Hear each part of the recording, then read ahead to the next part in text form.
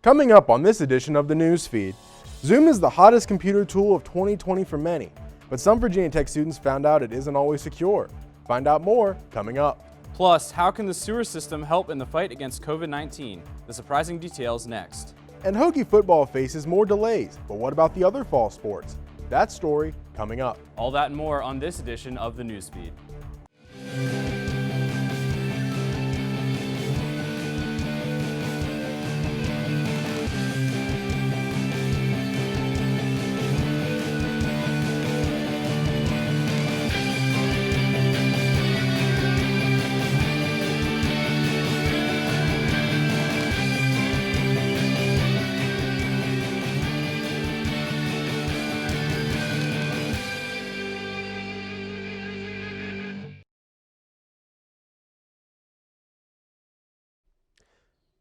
Hello, and thanks for joining us for this edition of the Newsfeed. I'm Cameron Wills. And I'm Davis Mears. As classes and events are hosted through Zoom, Zoom bombings have begun to impact the Virginia Tech community. Newsfeed reporter Devin Lee has the story. COVID-19 has drastically changed education as we know it, as students are now attending classes through Zoom. While this may help reduce the spread of the virus, other issues have arose due to the change in learning. According to VT Police, there are currently 4 active investigations into recent Zoom bombings. A Zoom bombing is the presence of an unwanted disruptive intrusion during a Zoom call. 20 people all file in at once, and they all start shouting the N-word, the hard R N-word, and they start playing pornographic videos, and it was really awful because we didn't know what was going on. During Gobblerfest, several student organizations, including Black Students in STEM, Her Campus, and Phi Sigma Kappa, experienced Zoom bombings. I can't find at this point that anybody associated with our community, so any direct Virginia Tech affiliate, is responsible for making the comments that have been made. As students continue to use Zoom for online classes and to connect for student organizations, there are several strategies that can be utilized to keep Zoom calls safe. Students can use a meeting password, monitor a waiting room, or require participants to register beforehand. Given the recent spike in Zoom bombings, students, faculty, and the university are finding ways to prevent them from occurring again. So I just hate it for our students that this is what they're having to do, but many of them are starting to strategize and become pretty savvy. Reporting for the Newsfeed, I'm Devin Lee. College towns rely on students for economic growth. Newsfeed reporter Dylan Sheffer has more. Colleges, including Virginia Tech, are continuing to keep students on campus during the COVID-19 pandemic. The town of Blacksburg benefits from students, with many businesses relying greatly on them for income. Sadly, businesses such as TR Collection have had to close, and many units have stayed empty. Yet some are doing surprisingly well.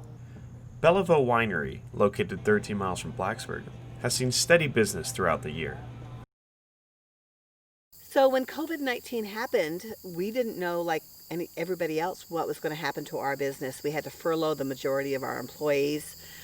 We were able to bring them back, and a surprise to us is that the business is doing better than we anticipated it was going to do. Again, we had no idea. And I think the reason is because we've taken very seriously safety measures for COVID. Business Insider ranks Blacksburg the 8th out of 30 colleges to face economic ruin if students are sent home. As long as guidelines are followed, Virginia Tech plans to keep students on campus until Thanksgiving, when all classes will move online. Virginia Tech is experimenting with a new way to detect COVID-19. The Newsfeed's Grant Atkinson has more. Researchers at Virginia Tech have begun to test wastewater on campus for COVID-19. The testing will take place at 15 sites on campus, most of which are residence halls. Peter Weichsland and Amy Pruden, 2 professors of civil and environmental engineering, are leading the project along with PhD student Ayala Mail Moskowitz. The team believes that if they can detect the novel coronavirus in fecal matter, that will allow the university to quickly identify potential clusters. So the idea is, okay, we can survey this entire community, and even if somebody is not showing symptoms, they might be shedding the virus when they go to the bathroom. And so we would be able to hopefully detect not just symptomatic cases, but asymptomatic. Most Virginia Tech students say they support projects that will decrease unnecessary testing and increase the likelihood of a full in-person semester. If there was a way to tell right then and there whether someone has it or not, I think that would be great, and it would definitely improve quality of life on campus, because then we know who needs to quarantine, but we wouldn't be wasting people's time. Researchers hope that this project will help Virginia Tech officials zero in on which dorms should be tested. Reporting for the newsfeed, I'm Grant Atkinson. Montgomery County Public Schools reopen, allowing thousands of students to return amid the coronavirus pandemic. Middle school and high school students will have a hybrid program, allowing some students to attend in the morning and on their assigned days. The start date for classes was pushed back by 2 weeks, causing classes to begin on September 8th. As the school year begins, cases rise next door on Virginia Tech's campus, causing all classes to go online for 2 weeks. Blacksburg High School senior Chloe Gwinnett explains how her school has been taking precautions. In the hallways too, and in the parking lots even, there are teachers monitoring, making sure people aren't being reckless. And in class, the desks are very far spaced apart, and everyone has to wear a mask everywhere while they're in school. As the next 2 weeks go by, students hope to be able to return back to their hybrid classes and learn to adapt to their new normal. Virginia Tech on-campus students have faced issues in retrieving packages shipped to them. Newsfeed reporter Jessica Mardian has the story. Virginia Tech Mail Services has expanded their package pickup locations for on-campus students. War Memorial Gym has been opened as a temporary package retrieval spot. Other retrieval locations include Owens Hall and pickup lockers located across campus. Virginia Tech Mail Services has refused to comment on the issue.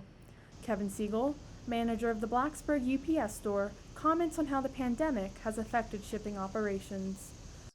Definitely on a grander scale, different from just UPS store. I can definitely say that the major carriers have been a lot more active than usual. Hokies are notified by email when they have a package to collect. After perishable items went bad because of issues with campus packages, freshman Emily Mechnick doesn't expect to be relying on the residential mail services for any time-sensitive packages. I think my family is trying to stay away from Virginia Tech Mail. They didn't really give me any helpful information. Basically just said it'll be there when it's ready. It's unknown when package operations will return to normal. Jessica Mardian reporting from Blacksburg, Virginia. With the fall semester comes sports and fandom, but this time with a twist. Fall sports are going to have a different look this semester at Virginia Tech. Student athletes are now required to only enter through the Jamerson Center, where their health is checked daily. Life isn't just different for the athletes, though. Fan participation has changed as well. Most fans will be unable to acquire tickets, at least for the time being. While the stands won't be completely empty, don't expect a packed house anytime soon. Virginia Tech is allowing less than 1,000 fans to attend for each sport, but that is limited to the athletes' families and friends.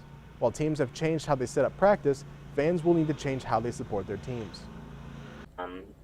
We have not done fan cutouts for what we would call our Olympic sports, though it's on the table as an option. But really what we're saying for fans who want to support those teams is to interact with us on social media, to watch the games. Most of them will be on the ACC network. Just ahead on the news feed.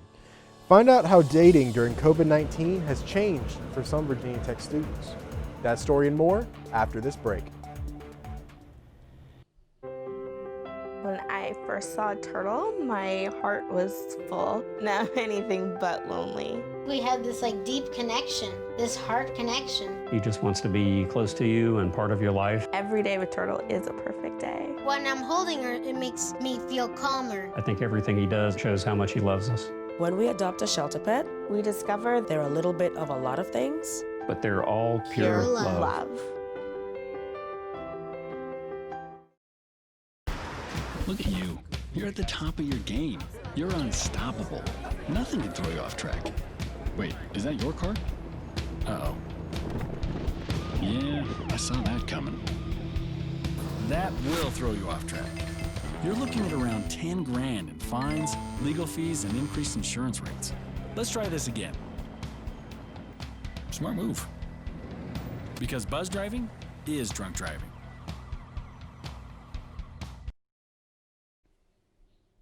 Welcome back to the news feed. I'm Davis Mears. And I'm Cameron Wills. Virginia Tech students are often in a race this fall to sign the next school year's lease. Newsfield reporter Kelly O'Regan has more. As Virginia Tech expands, new housing for students is becoming scarce. New developments in Blacksburg are hoping to solve the problem.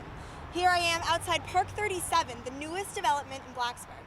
Park 37 will provide 215 beds for students. The luxury apartments provide great study spaces, fitness classes, community events, as well as outdoor living spaces for students to enjoy. Hub Phase 1 student living is currently under construction and will be ready for students fall of 2021. Lucille Reyes, the ambassador team lead and on-site team lead, describes the goal of Hub. We build a strong community within Blacksburg that offers students unique experiences. The Hub will be located where 16 out of the total 40 Terrace View buildings were previous. John Zeglarski, a student at Virginia Tech, was previously living at Sturbridge Square, but unfortunately was told their lease would be terminating. One or two other places that we had looked at, they had already sold out. Trying to set up like a 4-bedroom apartment, and that didn't really work out, so we ended up getting kind of two bedrooms. 9 of the 11 buildings of Sturbridge are in demolition to clear space for the redevelopment. The redevelopment will double the living space. We are at an unprecedented levels of low inventory nationwide in terms of the available housing. Bringing those extra apartments online is going to ease some of that demand. Hopefully all the new construction will be able to support all the students attending Virginia Tech. As Virginia Tech grows, so does Blacksburg. I'm Kelly O'Regan reporting.